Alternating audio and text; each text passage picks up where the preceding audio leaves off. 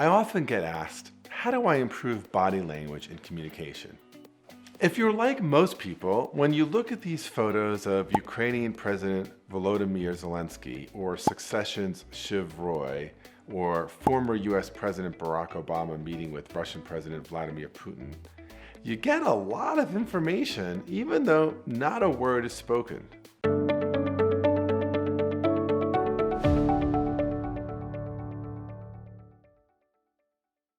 Body language, everything from the choice of dress, to posture, to eye contact, to physical distance, communicate way more than we imagine or think. Many articles suggest that 93% of communication that occurs between humans is nonverbal. Now, these articles, it turns out, hugely overestimate how much gets communicated nonverbally. However, even the articles that debunk the 93% myth agree that nonverbal activity, from gestures to posture to tone and physical space, comprise the majority of the ways in which we humans communicate with each other. So, stick around as I share 4 easy-to-follow tips to improve your body language in communication. Let's start with the first, which is establishing eye contact. Establishing eye contact with your counterpart is incredibly powerful. Whether you are meeting one-on-one or speaking to a group, establishing eye contact can make a real difference because it communicates authenticity, connection, and confidence. In a negotiation, when I greet my counterpart and shake their hand, I make a specific point of looking at someone directly in the eye. Now, of course, you want to avoid awkward staring, which can be seen as challenging or uncomfortable. And while good eye contact does communicate a sense of openness and confidence and trustworthiness, when you're on the receiving end of it, don't overweight its significance. I'm reminded of the 2001 summit between then President George W. Bush and Russian President Putin. At the end of the press conference concluding the summit, President Bush was asked if he could trust Putin. Here's how he responded. I'll answer the question. I looked the man in the eye. I found it to be very straightforward and trustworthy. We had a very good dialogue. I was able to get a sense of his soul. He's a man deeply committed to his country and the best interests of his country. And I appreciated so very much the frank dialogue. There was no kind of diplomatic chit-chat trying to throw each other off balance. There was a straightforward dialogue. And that's the beginning of a very constructive relationship. So it's pretty darn clear now that we're in 2022 to know that George W. Bush's assessment of that eye contact was a little bit off the mark. Practically speaking then, it's important to know that you can and do communicate a sense of frankness and openness by establishing eye contact. But when you're receiving that eye contact, don't overread into its meaning. Second important tip here, choose your dress wisely. You know, as a kid, I used to enjoy watching Mr. Rogers' Neighborhood. And my favorite part of this show was when Mr. Rogers came through the door at the beginning of the program, presumably after finishing a day of work, and he would take off his suit, and he would put on a sweater, and then he would change from his dress shoes and put on some sneakers. Even at an early age, I was able to understand that when Mr. Rogers changed his clothing, he was communicating something. He was moving from a work mode to a play mode with his friends who were obviously all of his young viewers. Fact of the matter is, right, we don't need Mr. Rogers to know that what we wear in various situations communicates a lot.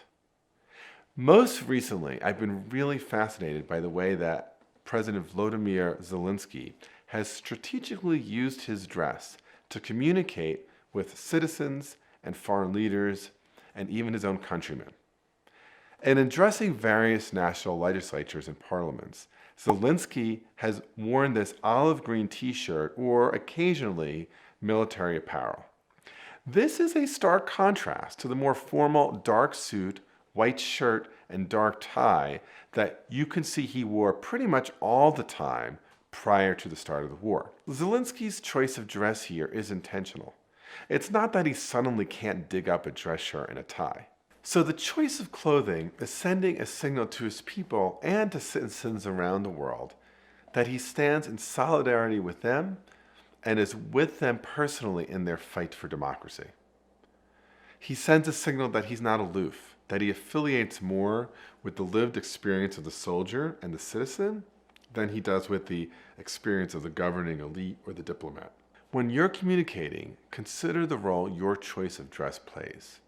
What is the kind of connection you're hoping to make? Are you trying to communicate respect, for example? Or perhaps you're trying to affiliate or connect with a certain demographic. As with eye contact, dress conveys meaning, but its importance can also be overblown. Importantly, while your attire certainly communicates messages to others and it deserves attention, avoid trying too hard in ways that might be more of a distraction. So what are typical examples that come to mind for me?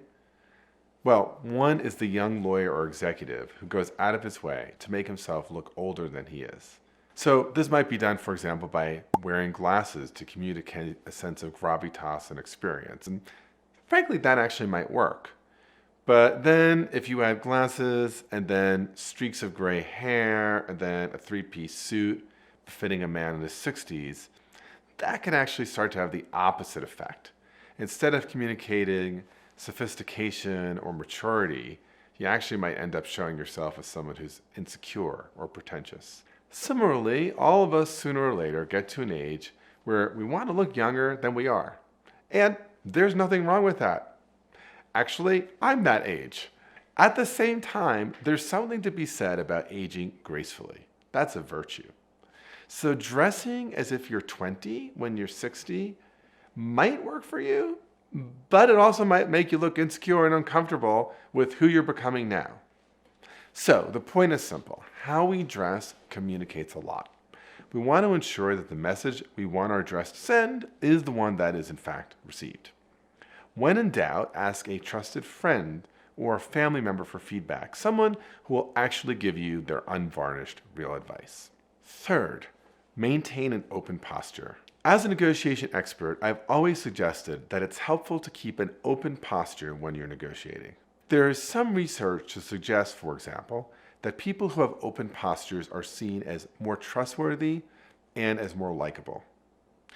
Other research suggests that open hands often convey trustworthiness.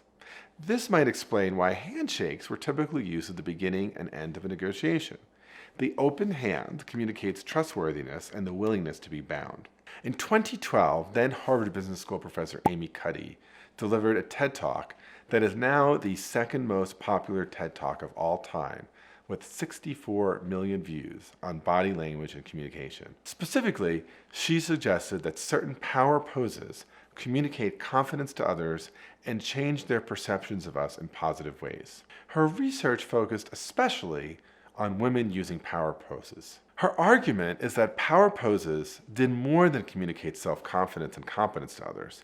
It also changed the way the person making the pose felt about their own self-confidence. Since 2012, however, some of Cuddy's research has been challenged, and there remains an ongoing controversy as to whether power poses really make an empirically meaningful difference in how one feels about their own confidence and competence. I want to be clear, I am not an expert on power poses, and I do not want to enter the academic arguments on this one.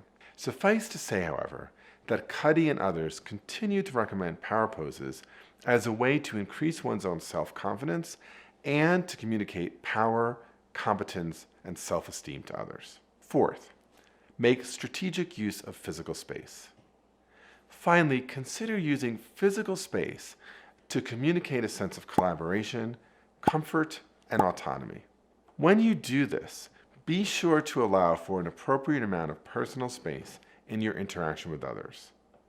In one-on-one interactions, research shows that allowing for at least 2 to 4 feet of personal space is necessary to avoid discomfort. Indeed, back in 2018, then U.S. President Donald Trump made news when he wiped dandruff off of French President Emmanuel Macron during a visit to the White House. In general, invading personal space beyond the 2 to 4 feet range tends to signal either an intimate personal relationship or an invasion of autonomy. But other considerations of personal space matter. For example, if you find yourself working on a joint project with others or are in a conflict, it can help to configure space in a way that allows for more collaborative work and avoids setting up an unnecessarily binary or oppositional environment. Although we often see pictures of diplomats sitting across the table from each other with their hands folded, ready for battle, it's actually much better to set up space where parties might be sitting next to each other or around a round table with shared visuals in front of them. So using whiteboards or flip charts or a shared document projected on a screen can help parties communicate joint problem solving over competition or opposition. All total then, body language is an important tool for communication. Paying attention to your eye contact, deploying appropriate dress, taking account of your posture and your strategic use of physical space can make the difference between building your credibility and trustworthiness as a communicator or missing the opportunity to communicate at your best. If you're interested in learning more about how to communicate effectively, keep watching my videos here. And if you'd like to learn more about how to be an effective communicator, consider taking one of the courses I offer at the Cambridge Negotiation Institute. Stick around for our next video, What Does It Take to Become a Mediator? I'm Bob Bordone. Thanks for watching, and let's keep negotiating together.